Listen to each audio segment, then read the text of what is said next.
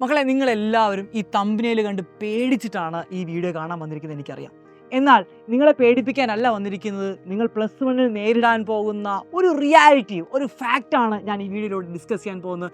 നിങ്ങൾക്ക് പ്ലസ് വണ്ണിൽ കിട്ടാൻ പോകുന്ന മുട്ടൻ 3 പണികളെക്കുറിച്ചാണ് ഞാൻ പറയാൻ വന്നിരിക്കുന്നത്.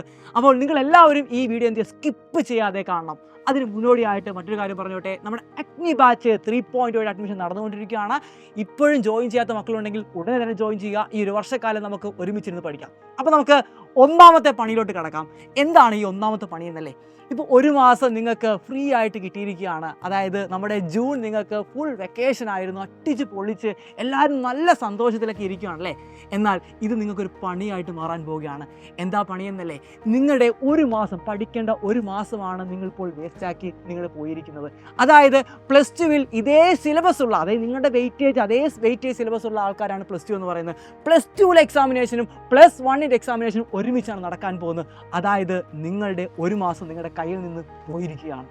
ഇനി രണ്ടാമത്തെ പണിയല്ലേ? രണ്ടാമത്തെ പണി എന്ന് പറയുന്നത് നിങ്ങളെല്ലാവരും സന്തോഷിച്ചിരിക്കുമായിരിക്കും. ഓണം എക്സാമിനേഷൻ ഒന്നുമില്ല, ഒന്നും കൂടെ ഒന്ന് റിലാക്സ് ചെയ്യാം. 1 മാസം ഇപ്പോൾ കിട്ടി.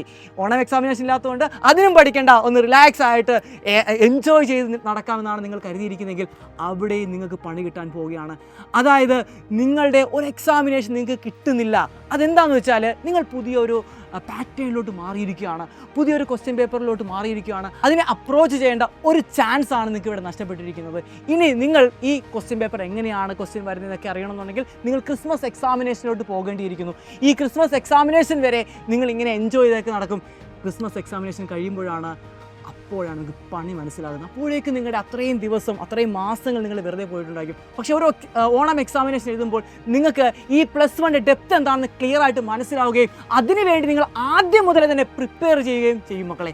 അപ്പോൾ അവസാനത്തേക്ക് വേണ്ടി മാറ്റിവെക്കല്ലേ, ഓണം എക്സാമിനേഷൻ നമ്മൾ സൈലം നടത്തും നിങ്ങൾക്ക് വേണ്ടി. അത് സൈലം നിങ്ങൾക്ക് തരുന്ന വാക്കാണ്. ഇനി മൂന്നാമത്തെ ഇടിവെട്ട് പണിയിലോട്ടാണ് നമ്മൾ പോകാൻ പോകുന്നത്.